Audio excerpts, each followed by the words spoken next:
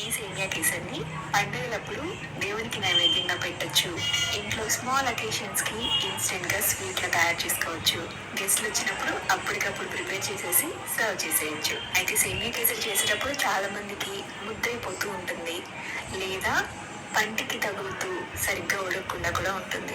So ఇలాంటి problems ఏం లేకుండా చిన్న చిన్న టిప్స్ పాటిస్తే పర్ఫెక్ట్ సేమియా కేసరి తయారు చేసుకోవచ్చండి. అది ఎలాగో చెప్తున్నాను, మరి వీడియోని చూసి మీరు కూడా ఇంట్లో ట్రై చేసేయండి. దానికోసం స్టవ్ మీద ప్యాన్ పెట్టుకుని అందులోకి 2 టేబుల్ స్పూన్ల దాకా నెయ్యి వేసుకోండి. నెయ్యి కరిగిన తర్వాత 2 టేబుల్ స్పూన్ల దాకా జీడిపప్పు పలుకులు, అలాగే 1 టేబుల్ స్పూన్ దాకా కిస్మిస్ వేసి దోరగా వేయించేసి వీటిని ఒక బౌల్లోకి తీసుకుని పక్కన పెట్టేసేయండి. ఇప్పుడు అదే ప్యాన్లోకి కాస్త నెయ్యిని యాడ్ చేసుకోండి. ఇందులోకి ఇప్పుడు 1 కప్పు దాకా సేమియా తీసుకుని దూరగా వేయించుకోవాలి. ఈ సేమియా రోస్టెడ్ సేమియా కాదండి, నార్మల్గా మన ఉప్మా కోసం పచ్చి సేమియా వాడుతూ ఉంటాం కదా, మార్కెట్లో ఉంటుంది. సో అదే సేమియాని తీసుకోవాలన్నమాట. సేమియాని సన్నటి సెగ మీద దూరగా వేయించండి. చిన్న మంట మీదే మంచి గోల్డెన్ షేడ్ రావాలి, అంతవరకు గరిటెతో కలుపుతూ వేయించుకోవాలి.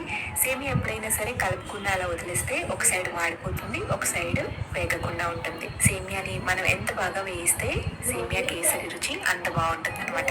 ఇక్కడ చూపిస్తున్న విధంగా ఇలా మంచి రంగు వచ్చిన తర్వాత ఈ సేమియాని ఒక ప్లేట్లోకి తీసుకుని పక్కన పెట్టేసేయండి.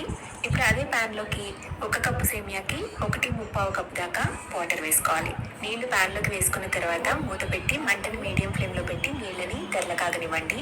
వాటర్ ఇలా బాయిల్ అవుతున్నప్పుడు ఇందులోకి చిటికెడంతా కుంకుమ పువ్వు వేసుకోండి, లేదా ఎల్లో ఫుడ్ కలర్ కానీ ఆరెంజ్ ఫుడ్ కలర్ కానీ వేసుకుంటే మీకు సేమియా కేసరి కలర్ అనేది మంచిగా వస్తుంది అనమాట.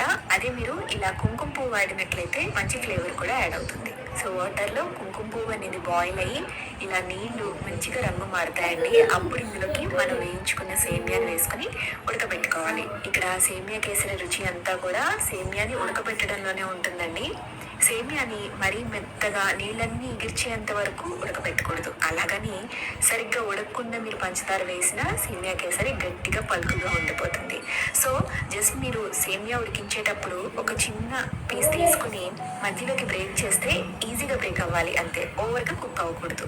అప్పుడు మీకు సేమియా కేసరి కన్సిస్టెన్సీ అనేది కరెక్ట్గా వస్తుంది అనమాట. ఇక్కడ మీకు వీడియో క్లిప్లో చూపిస్తున్నా చూడండి.